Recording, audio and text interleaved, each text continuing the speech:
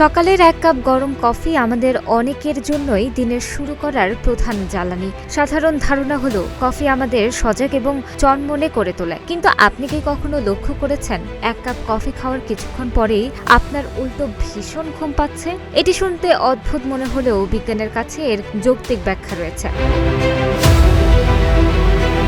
আমাদের মস্তিষ্কে সারাদিন ধরে অ্যাডেনোসিন নামক একটি রাসায়নিক তৈরি হয়, যা আমাদের ঘুমের সংকেত দেয়। ক্যাফেইনের আণবিক গঠন এই অ্যাডেনোসিনের মতোই, ফলে ক্যাফেইন মস্তিষ্কের রিসেপ্টরগুলোতে আটকে গিয়ে ঘুমের সংকেতকে সাময়িকভাবে বাধা দেয়। কিন্তু মনে রাখবেন, ক্যাফেইন কিন্তু অ্যাডেনোসিন তৈরি বন্ধ করে না। যখন 4 থেকে 6 ঘন্টা পর ক্যাফেইনের প্রভাব কমতে শুরু করে, তখন সারাদিনে জমে হওয়া সব অ্যাডেনোসিন একসাথে মস্তিষ্কে প্রভাব ফেলে। একেই বলা হয় ক্যাফেইন ক্র্যাশ, যার ফলে মানুষ আগের চেয়েও বেশি ক্লান্ত অনুভব করে।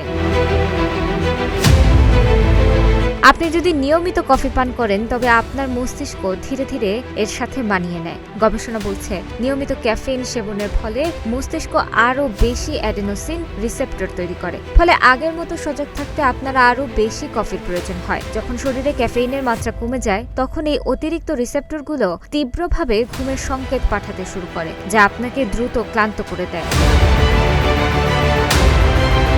সবার শরীর ক্যাফেইন একইভাবে গ্রহণ করে না। জেনেটিক্স বা বংশগতি এখানে বড় ভূমিকা রাখে, বিশেষ করে যাদের শরীরে বিশেষ এক জিন ক্যাফেইন দ্রুত বিপাক বা হজম করে ফেলে। তারা কফি খাওয়ার অল্প সময়ের মধ্যেই ক্লান্তি অনুভব করতে পারেন। এছাড়া চিনিযুক্ত কফি পান করলে রক্তে শর্করার মাত্রা হুট করে বেড়ে আবার কমে যায়, যা ঝিমুনি সৃষ্টি করে। এমনকি কফির কারণে হওয়া পানি শূন্যতা বা আগের রাতের অপূর্ণ ঘুমও এর জন্য দায়ী হতে পারে।